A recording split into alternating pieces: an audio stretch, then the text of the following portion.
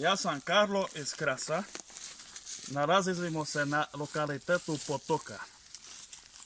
Kroz ovu laz je pasaž Frankopan iz smjera Graca koji je par sto metara, možda 200 metara je udaljen od ovuda.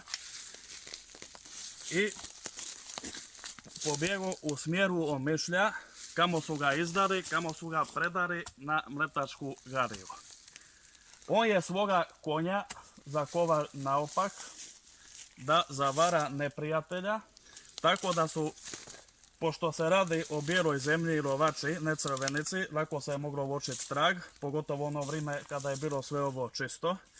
I bilo je od izuzetne važnosti da se tragovi zametnu, ali kako je sve bilo ekspresno, brzo, njega je već, čo bi mu rekli danas, gorilo pod petama. On se je snašao i on je toga konja potkova naopak, tako da ga se nije moglo poznati u komu smjeru je pasat u smjeru Omišlja.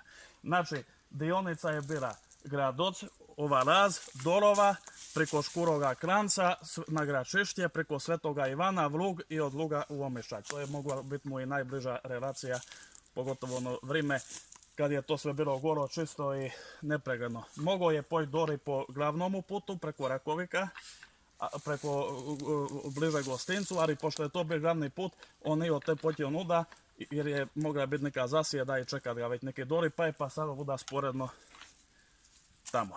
To je po pričanju Osipa Perovića Dumina, Perovoga tasta.